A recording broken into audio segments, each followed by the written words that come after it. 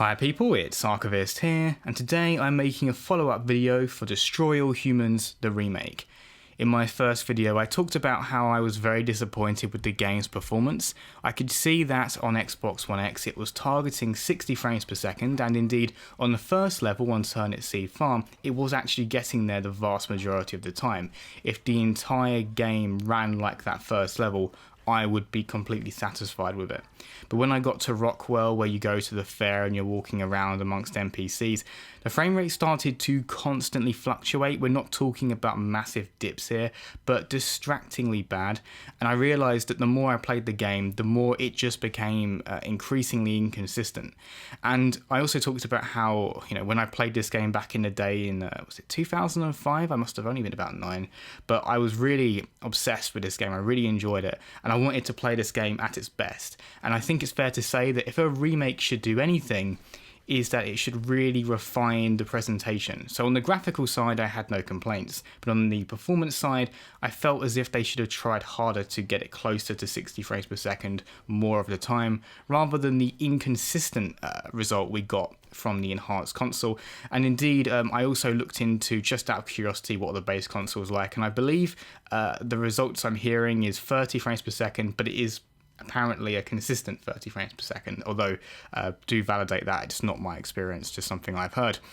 But I also said in my last video that I suspected that the reason that the consoles in particular were struggling with this game was that I think it may be very CPU dependent because of all the NPCs, especially considering when I went into that Rockwell fair with all the NPCs, that's when the frame rate really started to drop, not when I was in the previous zone, which did have a lot of foliage on screen, so quite taxing to the GPU, but not necessarily to the CPU.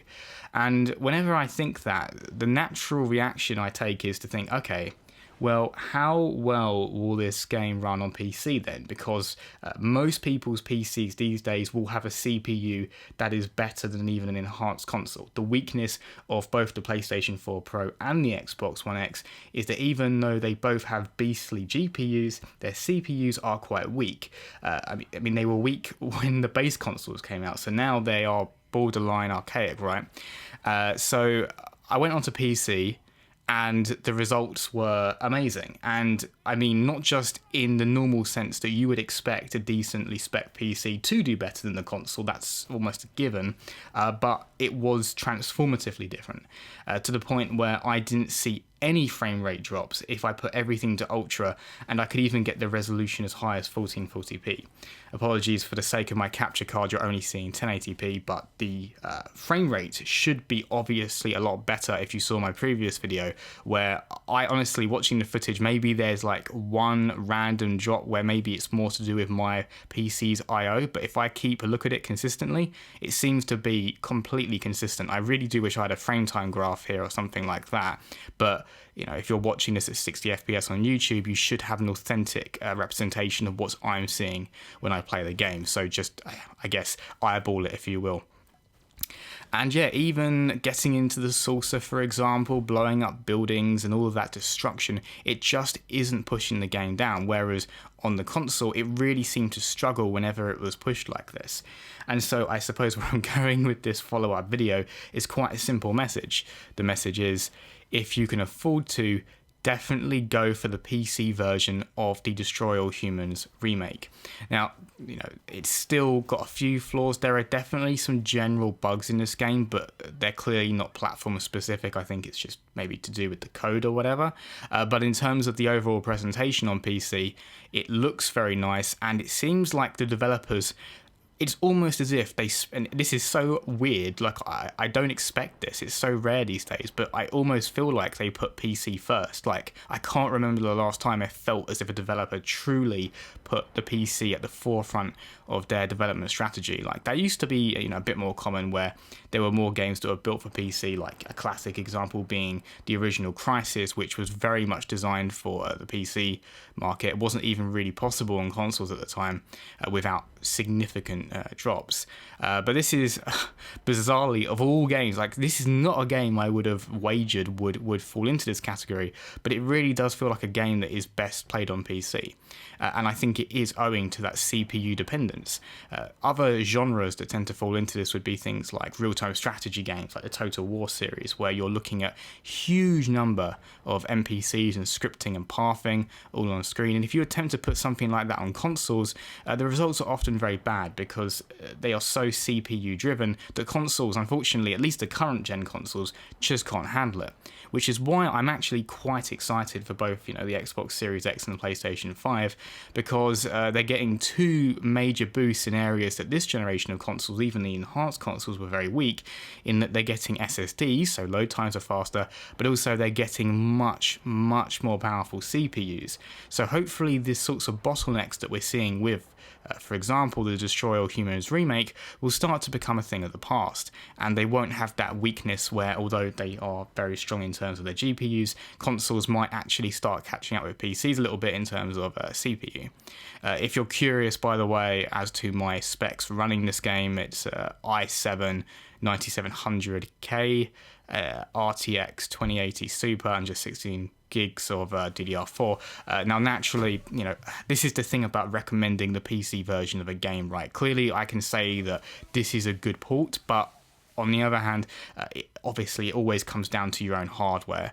So please do check the recommended specs for this game and make sure that your PC does meet them, because, although this does seem to be a game that runs very well on PC, at the same time, if you have a particularly old rig, it's not going to be like the magic bullet. You still need to have that hardware in there. But just looking at my previous video, a few people commented saying that when they played it on their PC, on in some cases pretty modest specs, like not bad of course, but just I guess middle of the line average specs, they said they were getting phenomenal results. I think someone said, I'm not sure how they managed it, but potentially like 120 frames per second ultra on this game. So clearly across a broad hardware gulf, a lot of different configurations, this game seems to be running quite well. So if, like me, you are really looking forward to this game because you were a massive fan of the original, or maybe you've just seen like trailers and you're curious about playing it, and you want to get the best experience possible, you don't want to be bogged down with performance issues that, in my opinion, do a lot to hurt the immersion factor. And I'm going to give a quick reason for that as well. Is just, if you think about it, like, what is motion, what is video to us? It's simply a series of images shown to us in rapid sequence to convince us that we're seeing an image, right? And the fewer images you see in front of your eye, the more that the curtain starts to go away, the illusion disappears, and you begin to realize that what you're looking at isn't real, it's actually just a series of images. But the more frames you see, the more images you see, the more convincing that what you're seeing is actually happening. It's an actual window into a different world.